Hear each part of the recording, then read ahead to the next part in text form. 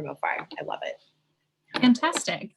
So I think I went away, but I'm still here. So you'll still hear my voice. This is just so perfect.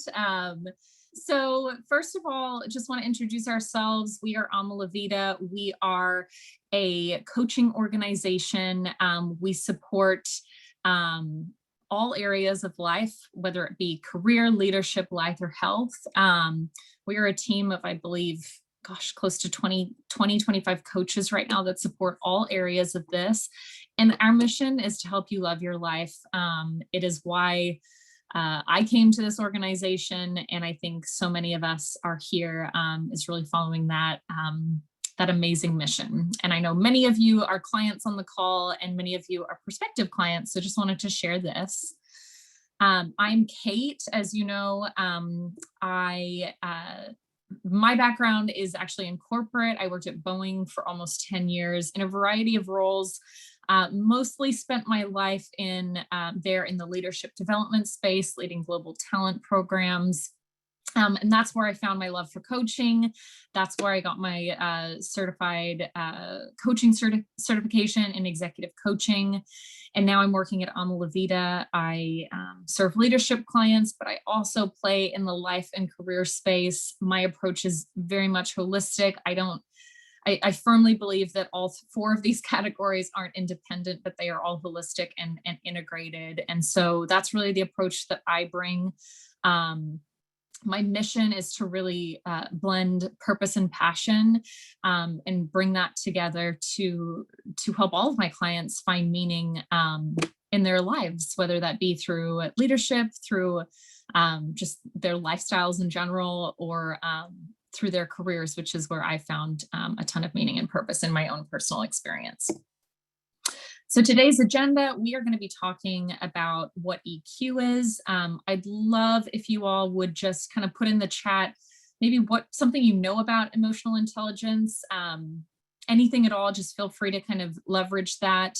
I really want to talk to you about why it matters in leadership. I think that it's such a critical topic, and it is so relevant for so many reasons. I'm going to be sharing some statistics around this. And also, I want to hear from you all. Why do you think it matters in leadership? I'm going to be talking, of course, about the digital transformation of emotional intelligence. And then my favorite part is really, how do we strategize around this? How do we manage our own emotional intelligence in the digital age? I'm going to be giving you some tips and tricks around that. And then I'm also going to kind of welcome you into our world of coaching and talk about how we coach around this. And of course, throughout this whole presentation, there is going to be opportunity for dialogue. And at the end, we're going to have a great call to action and really just, hear from you all how this resonates for you and what you're going to take moving forward. And Jill, feel free to chime in if I just keep rambling and something's coming up that you think is important here too. Will do. Thanks, Cait. So firstly, what is emotional intelligence? So EQ and IQ, they often get confused. IQ is our intelligence quotient, and it is a measure of a person's relative intelligence. EQ, on the other hand, is our emotional quotient, which is our ability to identify and manage our own emotions and the emotions of others. Okay, so that is a lot of verbiage that I'm throwing at you. But I think what is more valuable when we talk about emotional intelligence is actually to talk about our amazing brains, okay? Like the science behind what is actually happening. So the pathway for emotional intelligence starts at the spinal cord, right? You can see this amazing image, which comes straight from this book that I absolutely love, right? Our senses enter here and then must travel through the brain all the way over to the frontal cortex where we think rationally, right? But the first step goes through the limbic system, which is where emotions are actually experienced. So what does this all mean in context? It means that everything that we see, hear, taste, touch, feel triggers emotions before it actually triggers thoughts, which is amazing, right? and also kind of challenging for a lot of us when we think about in context of like, why do we act on our emotions? Like we're literally wired that way. And the connection between the emotional part of the brain and the rational part of the brain is really the physical source of emotional intelligence. Okay. So this makes it a daily challenge for all of us. We are hardwired in our brains to always give emotions the upper hand. So we don't necessarily have control over emotions, I will say that, but what we do have control over is our thoughts and how we act on it, right? So the key part of emotional intelligence, that if you take anything away from all of this, is that if we can become aware of our emotions, we can control the way that we react. I want all of you to kind of hold up. I know you can't see me, but if you hold up your hand, you have, and you see kind of your 5 fingers, those are the 5 buckets of emotions that I want you to keep in your back pocket. And this is a tool that you can pull out at any point that you feel triggered, right? So there's sort of like 5 emotions. Obviously, we could feel there's more words in the English dictionary than just 5 ways to describe our emotions, but they are simply mad, sad, glad, afraid, and ashamed. Okay. So the idea here is and emotional intelligence is really our ability to recognize those emotions in ourselves and in others. And then the ability to use this awareness to manage our behavior and our relationships with others. Okay. Lots of information. Obviously, there is so much that we don't even know about the brain, but this is the essential framework of what emotional intelligence is.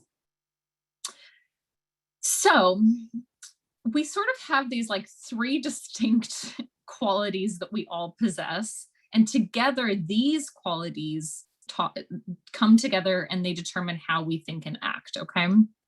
So they are IQ, personality, and EQ, right? All of these determine how we think and act.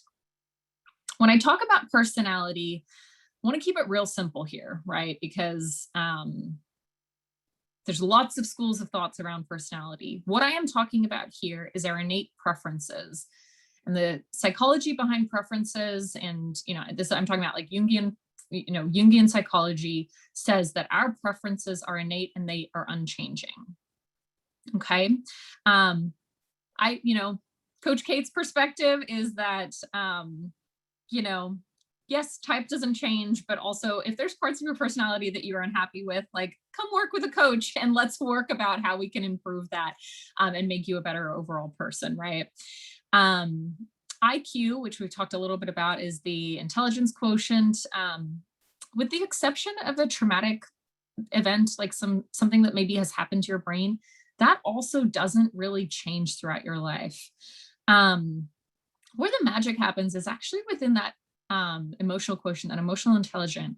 That part is flexible and able to change. So if you have an already high EQ, you can still get better. And if you don't have a very high EQ, you can get better, right? So that is the part that is really where the magic happens. And that's really how we kind of come together to help, support how we think and act. There's some assumptions here I think that people can make, right? People may assume that someone who has a personality preference type for extroversion, they might be high in IQ. Not always true. People can have, people of all personality types can have high EQ. And people with all types of, IQ can have various types of emotional intelligence too. And I know I'm throwing a ton of information. I promise that we will get to the chat. And, I'd love to just kind of hear how all of this is shaping up for you, of course. So, hey, Cait, I think that there's actually some great responses in terms of what people just like, what emotional intelligence is, what EQ is in their own words. So just wanted to list off some of these because these are really good. Summarizing everything that you've said, which is great because I always love having a working definition with webinars. So EQ, knowing where you are and working to understand where others are at. Learning is key. Love that. Mm-hmm. It's being in the moment and awareness of your responses. self-awareness of your emotions and then others too. Yes. So Yes. Yes. Right on point. All of that. And it's actually, that last point is such a great point to kind of segue into the 4 skills of emotional intelligence. So really the way, I mean, and I love, there was even a point there about kind of like yourself and others, right? The way that we can think about this 4 skills are kind of, there's these 4 skills, but there's also really 2 buckets. It's like the first 2, self-awareness and self-management, are your personal competence and your role in this. And then the second 2, your social awareness and relationship management, are really your social competence. Like, how are you with others, right? Self-awareness at its core is really accurately perceiving your emotions in the moment and understanding your tendencies. Because we have a little bit of time, I was thinking that it would be helpful for you all for me to read and actually describe some examples of what good and bad looks like here. Okay, so an example of good self-awareness could look like this. During challenging situations with employees, Maria is very aware of her tone and makes an effort to keep the conversation appropriate. People here trust her. Okay. Like, I mean, I'm sure that we've probably all known a great example of a leader who's had excellent self-awareness. Bad self-awareness might look like this. On occasion, Tina's stress and sense of urgency are projected and pushed onto other people. It would be good for her to better understand how her behavior affects others' works and emotional stress. Also, sometimes she comes across as defensive or aggressive. So for her to be more aware, so it would be helpful for her to be more aware of her tone and language. Okay. We've all, I think, sadly, I think we've all met a Tina at some point in our careers. So self-management then, again, along the lines of personal competence, is really using your awareness of emotions to stay flexible and directing your behavior positively in the moment. So good might look like, I have seen how Lane firsthand deals with difficult situations like the termination of an employee. She's sensitive, yet direct and to the point. She listens patiently and sets a high standard of conduct. Okay.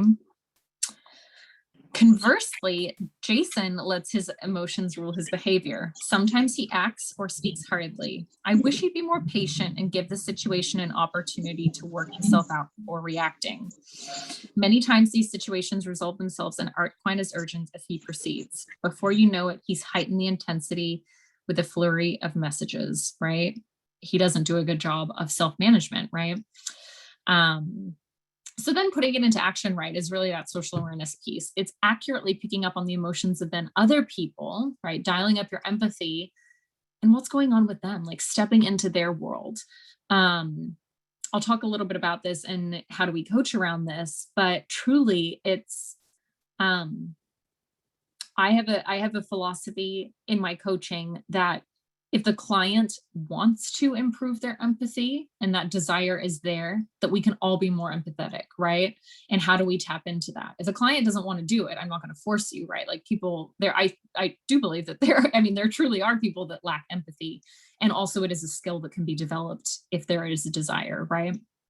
So social awareness, this is what a good example might look like. Alfonso has a rare talent to be able to read the emotions of others very well. He adjusts to different situations and manages to build relationships with almost anyone. Okay. And I know, I believe we have an Alfonso on the phone, and maybe you are just like that, Alfonso. I have a suspicion that you are. What a lack of social awareness may look like is Craig needs to be a better listener. He needs to pay attention to what is being said rather than thinking about what he wants to say. It usually is apparent in his body language that he's not listening, which puts people off. I wish he would be more accurate when representing other people's ideas. Oh my goodness. Like, I think we've all come across a Craig, and honestly, we could all be better listeners too, right? I think that could be another workshop for another day. And then the final piece is really that relationship management, right? With regard to the social competence, using your awareness of your own emotions and those of others to manage interpersonal relationships successfully.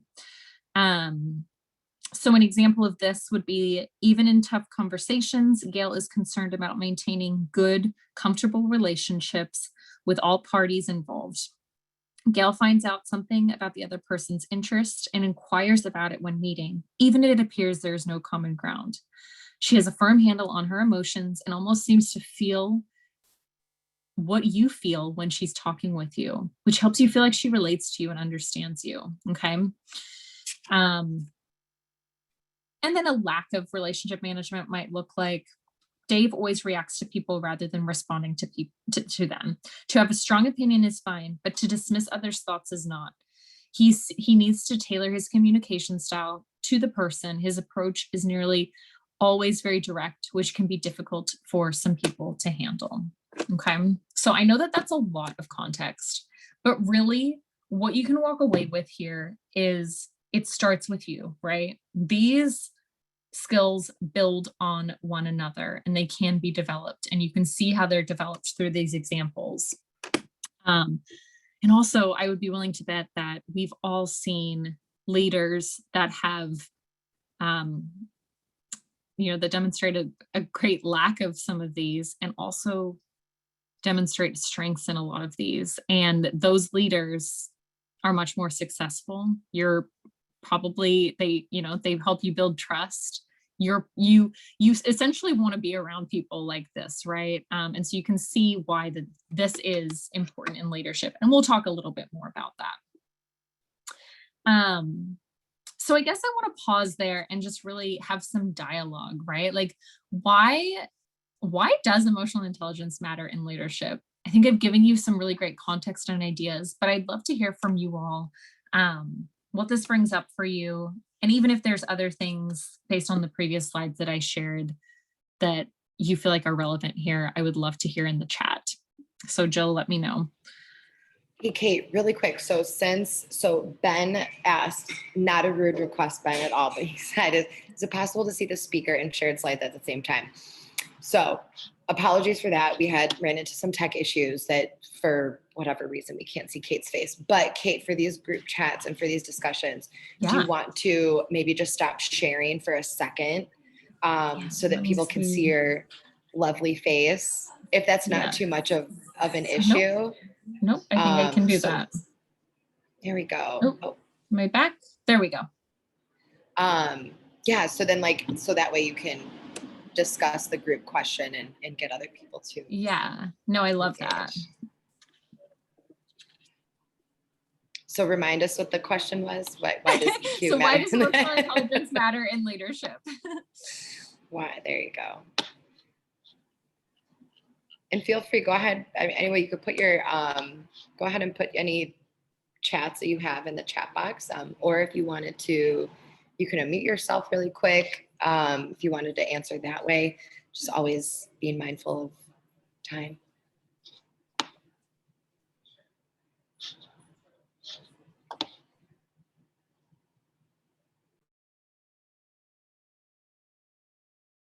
Okay, let's see. JJ Swami says to make their employees feel more comfortable, because everything we do, Maria says, everything we do cues an emotional response. So you need to be sensitive to people's feelings. Absolutely. Ben says, in increasingly diverse workplace, EQ is particularly important and difficult.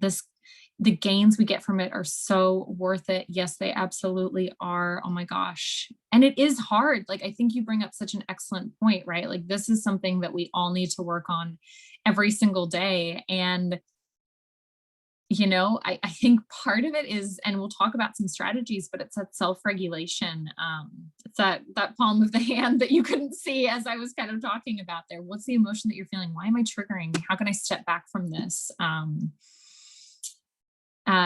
Let's see, it's not about the leader, it's about the people, hence not about our emotions, but about others. It's absolutely about the social competence, right? That piece is so critical about leaders.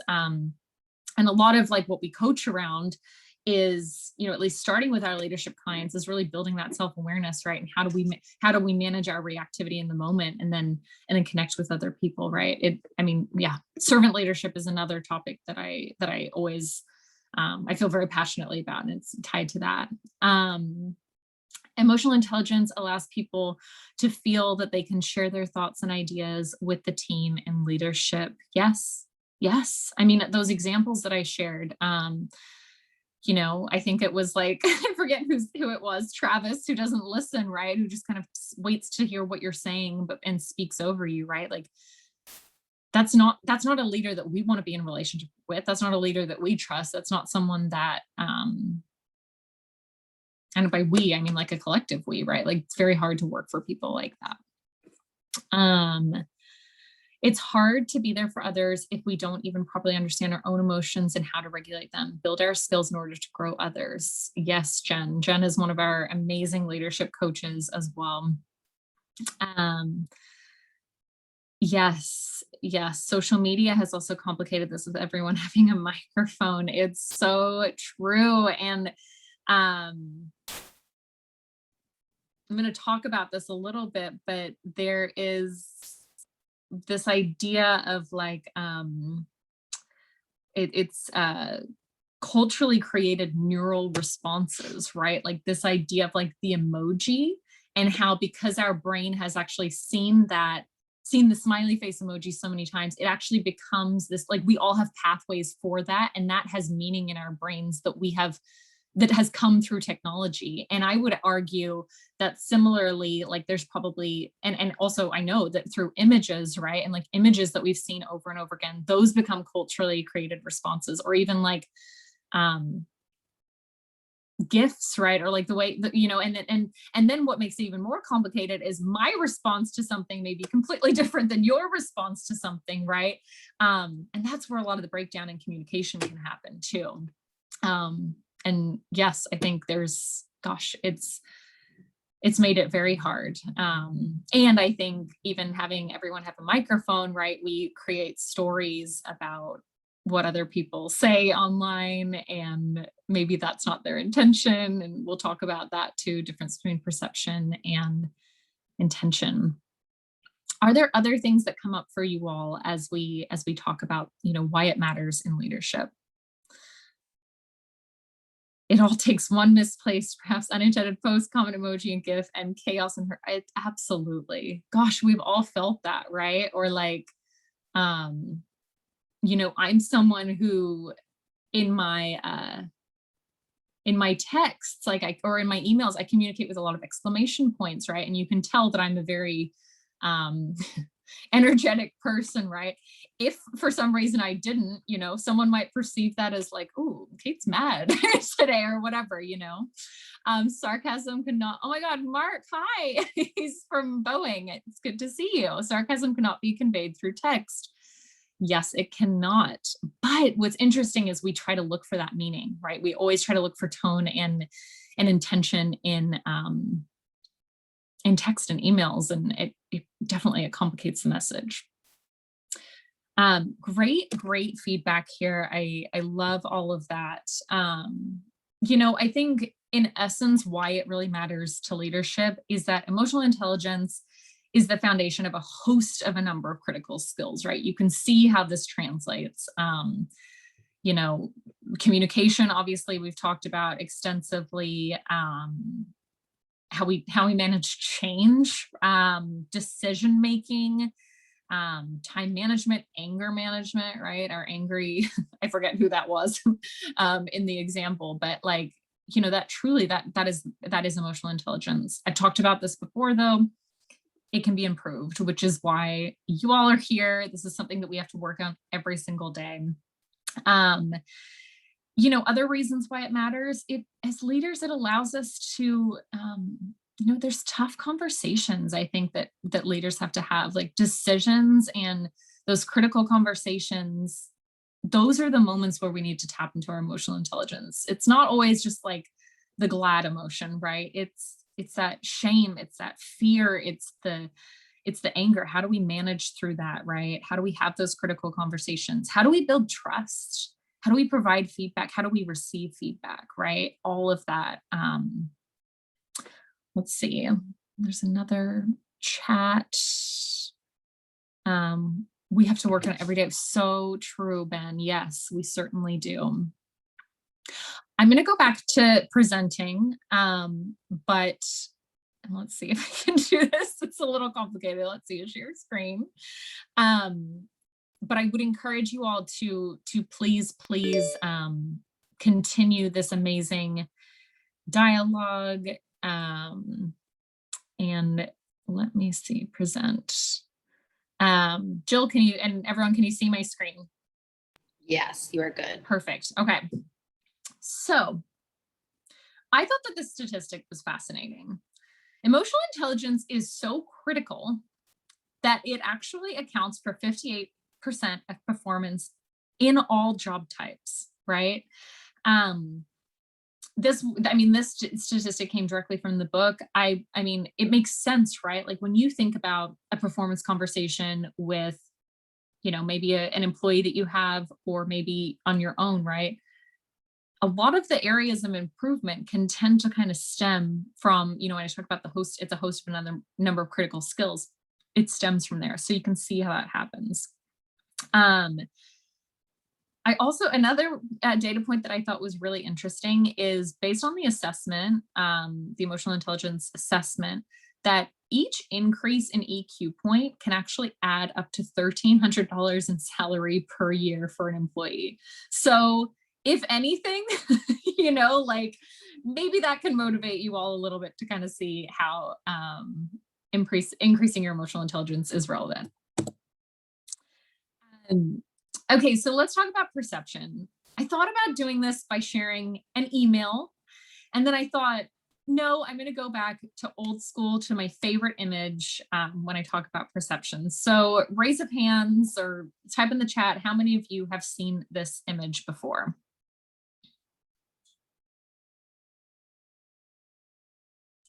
And I can't see. Of yeses. So lots of yeses. Yep. Okay. So the old woman and the young woman. So who can see, I guess, just leverage the chat again. I mean, I'm sure a lot of you have seen it, so I'm sure the answer is going to be both. But how many of you can see, I guess, how many of you see the young woman first, and then, so say type young, and then how many of you see the old woman first, type old?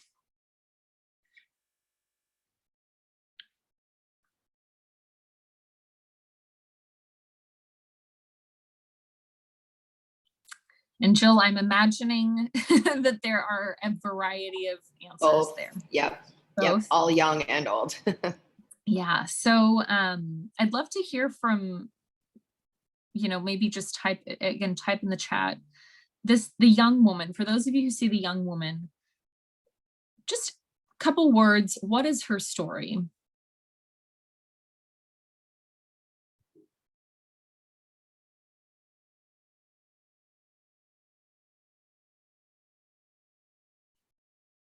And then maybe for those of you who see the old woman, also, same question. What is her story?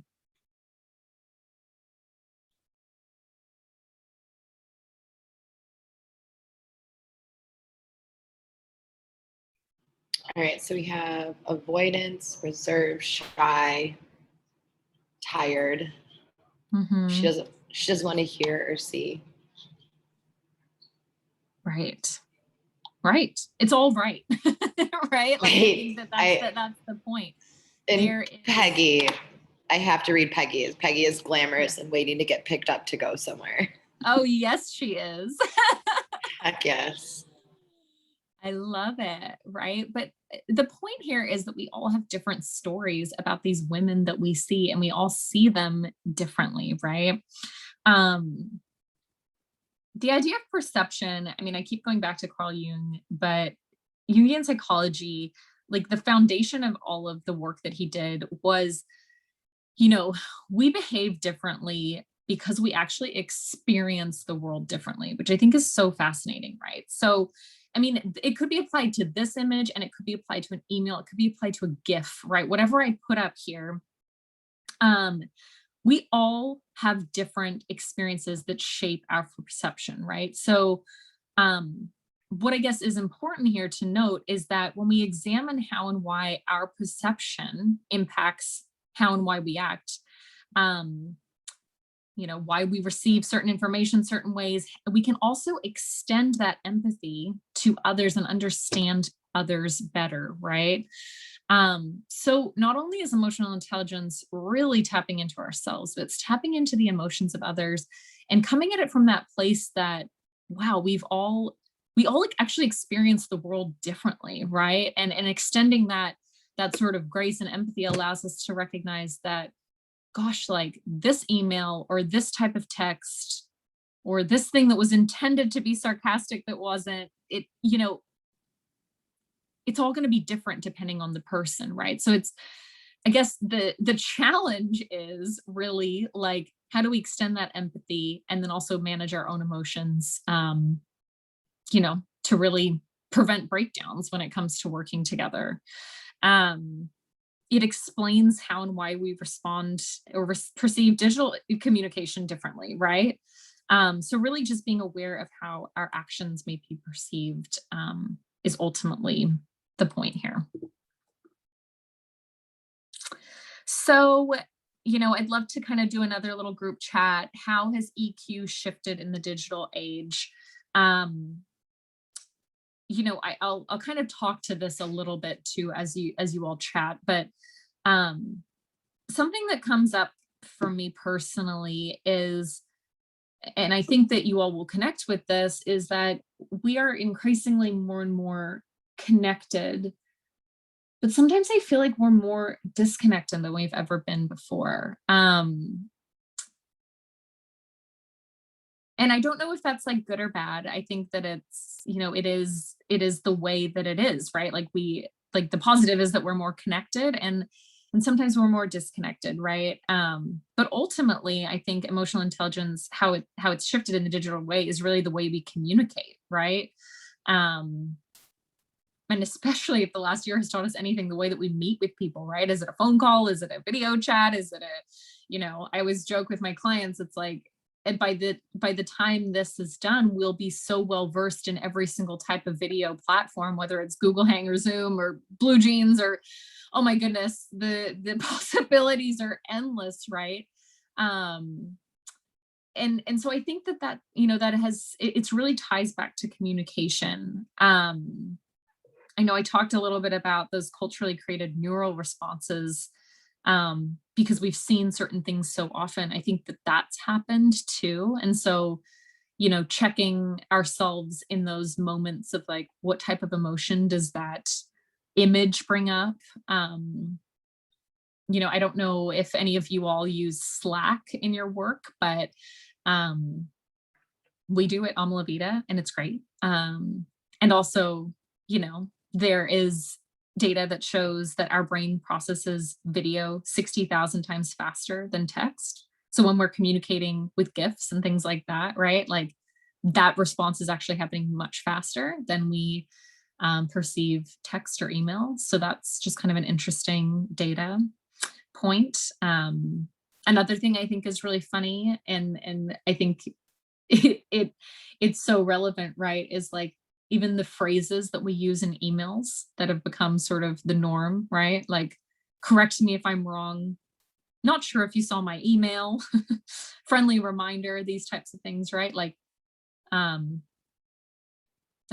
those really, is there like anger behind that? I don't know. For some of us, maybe, for some of us, maybe not. Jill, just for the sake of time, I'm going to stay off video for this chat, but I'm curious if there's anything that's coming up as I talk about that, all of those things. Not yet. Okay. Well, continue to think about that. I've been throwing a lot of information at you, but I'd love to, just for the sake of time, I'd love to kind of dive into strategies, because I think that that's where the bulk of this is going to be for everyone. So ultimately, just because you write it a certain way doesn't mean the message is received the same way. So to Mark's point earlier, right, like sarcasm isn't conveyed over text. It's like when we read an email or text or whatever that may be, the message, we are always attempting to read the intention and tone behind it. this is like the same response that happens in the brain when we have a conversation with someone. And so if anything you can walk away with today, intention and perception just do not always mean the same thing. Okay.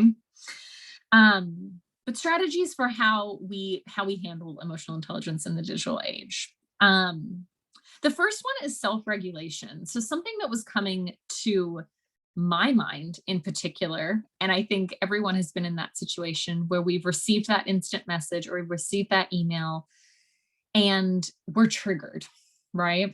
So asking yourself in that moment, why is this triggering to me? The benefit that technology gives us is, remember that image of the brain, right? How it, travels through the spinal cord and up and then it goes through the limbic system and then to the rational part of the brain. That is the space between stimulus and response. Stimulus is when we receive the message and the response is how we act on that. Technology actually allows us that space. So I would encourage all of you to think about the value in that, right? If I'm feeling heated by a particular email communication, does that need to be responded to right away in the moment? Or could I actually take a few breaths, check in for 60 seconds, ask myself why I'm being triggered, and then come back with a different frame of mind, right? So I think that that's really where it stems from. Self-awareness, again, not only is it, kind of that self-regulation, taking some breaths, maybe walking away, sometimes maybe it even feels good to kind of,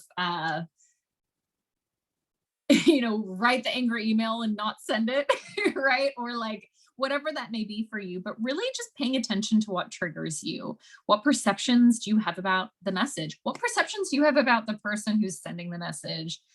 But more importantly, like, what impression do you want to leave on them, right? Ultimately, as leaders, I think we would all agree that we want to make them feel good. Being open and being honest. Gosh, it sounds so simple, but it's so true, right? Like, what do you need for yourself? What do you need from others? Imagine the sender and put yourself in their world, right? Again, I keep talking about dialing up empathy, but it really does come to that. Feedback. So this could be a really great call to action for all of you to maybe bring this back to your teams, right? Like, what do you like or dislike about the way that I communicate over email or just my communication in general, right? Like, what can I do to improve my emotional intelligence when it comes to my digital footprint? I think I would be doing all of you a disservice if I didn't talk about critical conversations here. I think technology has sort of given us this blanket in a way to kind of skim past some of this, but we truly believe here that we should never overestimate the power of conversation, right? We are all humans behind these messages. And I would say that for tough feedback conversations, for, just those challenging conversations or whatever it may be, that Zoom or in person, if depending on how everything is with the pandemic and such, that face-to-face is always the most human and humanizing thing that we can do. The other piece I want to talk about in terms of strategies is just really cultural awareness. So I think always when in doubt, ask. But just being aware of whether it's like gifts that you're sending, if that's part of your company culture, or emojis, like know what those different symbols mean and what they are. And if you don't know, ask, right? But, my husband, who is a man of color, had a situation recently where, he maybe perceived something a little bit differently that one of his white colleagues was sharing with him. And it got me kind of thinking that really cultural awareness has to be leveraged, and we have to strategize that and be aware of that digital footprint that we're leaving. Even to, I think it was Ben's point earlier around like what people put on social media, same type of thing, right? Okay, so how do we coach around this? And then I promise I'm going to open up to dialogue. Ultimately, we want to maximize leadership capacity. The breakdown in tasks are 72 to 80% tied to communication, right? So leaders play a critical role in this. Something like coaching with us may look like, often, I would say, for all of our leadership coaches, starts with an assessment. We love a 360 here. There's so many great assessments. I'm big on strengths-based leadership. So I love, we have an internal assessment that we use around strengths. I also love the Strengths Finder 2.0. Quick plug, I'm doing an event in a couple of weeks about strengths-based leadership, please attend. But that can be a really great starting point, right? So getting that baseline. And what the 360 does in particular is it bridges that gap, right, between intention and perception. We may perceive ourselves to be one way, but the way that it's being received may be different. And getting that feedback is so critical. We do a lot of reflection in our coaching as well, looking at, you know, what the assessment gives us and how we can kind of maximize that. If we're, say, for example, with our internal leadership assessment, separate to the 360, if someone is, say, at a 2 with delegation, what would it take for you to get to a 4 or a 6 or a 10, right? Like using those types of scalable questions so that so that our leaders can reflect and really improve. A big part of, I would say, a lot of our leadership coaches approach is really challenging, right? Like, how do we challenge our leaders to improve EQ? So if you're low in this particular area within your assessment, again, how can you improve that? What types of methods are you using for critical conversations? Is this coming through email? How are you messaging that? And how do you think that that's received? Again, that goes to the next point, right? About digital communication strategies, right? Like, what is your footprint? What does that look like? How is that connecting with the team? What do they need? Where's the breakdown? You know, as coaches, it's always up to us to, it's always our objective to really help people live more fulfilling lives, in which clients live and just not exist, right? So this is like leadership, life, whatever that coaching may be, you know, and really holding that space for mindfulness, right? Like the container of literally the hour-long session, the 45-minute session. What that does is it allows our clients to sort of slow down, minimize their stress. It promotes, you know, neuroplasticity in the brain, which ultimately builds new pathways, right? And it allows us to build empathy for our clients. And ultimately, right, accountability ties to that as well, because we are able to create mindful patterns of behaviors. And then through coaching on all of this, that repetition, those pathways became stronger, and we're actually able to kind of really, through all of this, maximize leadership capacity, particularly when it comes to what we now know as emotional intelligence, which is so critical to leadership. So with that, I would love to ask the group, and I'll actually, let's see how I can do this. I have a few more slides that I want to share, but I'd love to come back and just really ask everyone what's one big takeaway that they've taken from today, and what's some action that you're going to put in place to really improve your emotional intelligence moving forward. Oh, and there's lots in the chat I'm now seeing.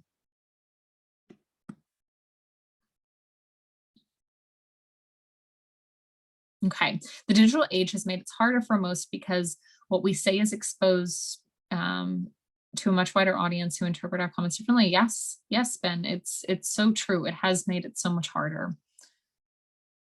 EQ is a skill that can be improved. Yes, big takeaway.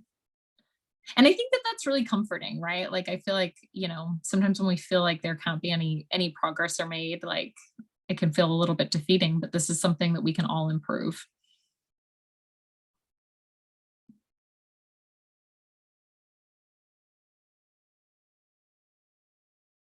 Oh, David, you raised your hand, or is that just Did you want to come off mute? I think that was from before when we were asking who had heard of different terms. But unless David has a great question, we'll put him on the spot. David is also one of our leadership coaches too. That's why we're picking on him. We don't just randomly pick on random people. just the coaches we know. Sharon Greer also says, we all need to be conscious about the meaning behind our gifts and the subtle comments on our team. Yes. And Sharon's also a friend from Boeing. It's so good to see you here. Ami says, big takeaway, the self-management will improve relationship management. Yes, yes, yes, yes.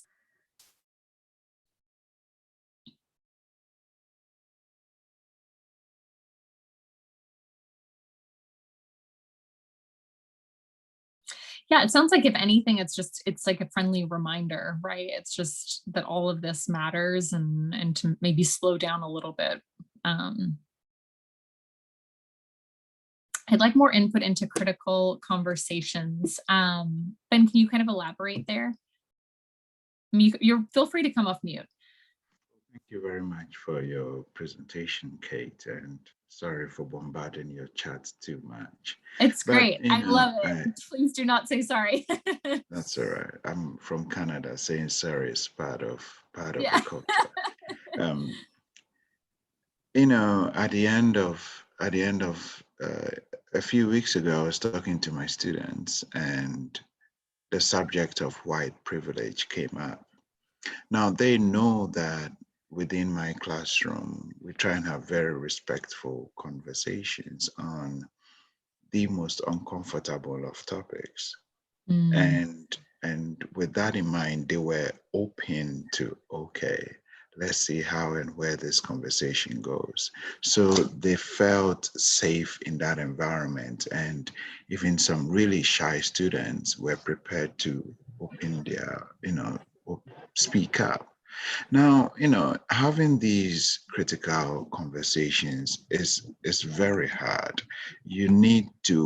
One needs to invest in preparing the space, because if that space has not been adequately and carefully prepared, things could backfire very quickly, and you'd end up hurting feelings rather than throwing light on issues. And I wanted to know if you had some examples or some tips, and indeed anyone else, that you have used to prepare the space, monitor the conversation, and not too much as guide it, but just to ensure it doesn't go off rails. Thank you. Yeah, one of my favorite mentors uses a model called the soul model. And it really talks about like safety is that first part, Ben. And I love that you bring that up. And I'm really big on, I don't get to tell you that this is a safe space, right? But I can create the conditions for safety. And so I think doing just that, right? Asking, I think is a great starting point. The soul, so the next part is own your part. Really leading with that positive intention, I think helps people feel safe. The U is to unpack your own feelings, right? Coming from a place of, again, not defensiveness, but curiosity. And then the L, which I think really ties it all together, is to listen empathetically. And I think all of that framework together really helps set up safety. But again, I think it goes back to, we should never tell anyone that it's a safe space. We should never make that assumption that it's up to all of us to create those conditions and ask and be curious. But ultimately, the individual gets to decide if they feel safe. Does that help? Thank you. So nice to meet you. Let's see, I know we're coming up on time here, but lots of great stuff. I do want to share a couple more slides just as we think about kind of wrapping up here, but this has been so great. Let's see. So kind of our call to action. So would any of you want to work with us? I think ultimately, like, we'd love to work with you. We love that you're here. So please drop us a yes in the chat if you think that your company would benefit from a detailed workshop on this topic. Jill will be kind of collecting your names, but please let us know. Also, if you're not a client with us, we'd love to also get a yes, whether that means like working with us on an individual leadership coaching membership or life coaching membership, or whatever that may be. We'd love to hear from you. We'd love to connect with you for a consult and kind of get more context around what it is that you need.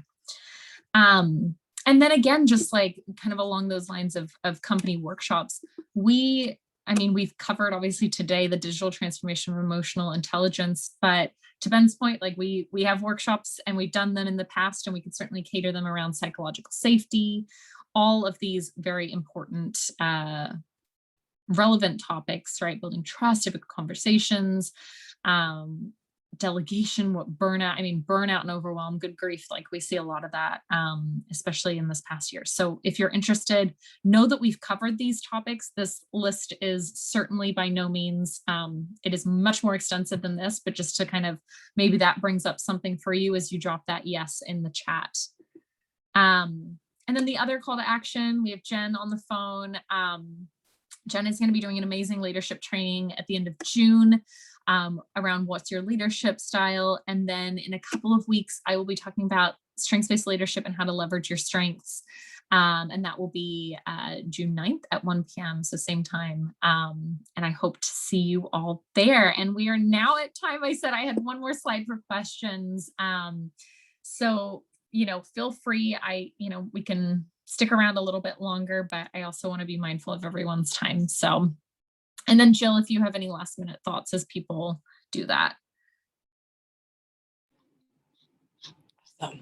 Well, thanks, Cait. So we have a few yeses in the chat. Do you want to just ask that question one more time as we're wrapping up and having people gather their last questions? I guess if there's any like last minute questions or thoughts. And Ben, thank you. I saw your note. I'll get your contact information from Jill as well. I'd love to connect with you. Just I guess any last minute thoughts or anything, would love to hear. Yeah. And also another thing that I always like to remind everyone about is these sessions are super awesome. Yes, definitely content packed. So if you have questions that come up later after you've given yourself time to let everything digest and move through, definitely just go ahead and shoot us a message, or you can reply back. I'll be sending a recap email out to all of the attendees tomorrow that includes the recording. It includes some of these resources that Cait's mentioned. And it's also another great way just to stay in touch with us and stay connected. And so please, you can reply back to that email. I'm usually the one behind all of them. It's actually a human being. So any questions you have, please feel free to reach out. And we hope to see you all attend some of these other events coming up too. Yeah. And we're just Cait at alvcoaching.com and Jill at alvcoaching.com. We're a small organization here, so feel free to also just email us too. Yeah. I'll include all of that in the recap as well. So Fantastic. Thank you all so much for joining us today. Thank you for your engagement. Thank you for your questions. Thank you for everything, all of your insight. This was definitely a very bright group. So it was a lot of fun to watch the chat. And Cait, thank you so much for you and all of your expertise on this.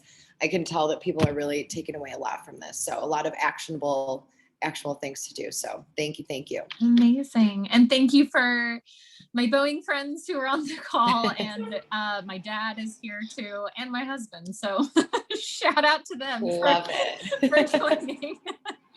All the love. Amazing. All right, everyone. Thank you all so much. We'll connect soon. Bye. Bye. Thank you. Thank you. I cannot.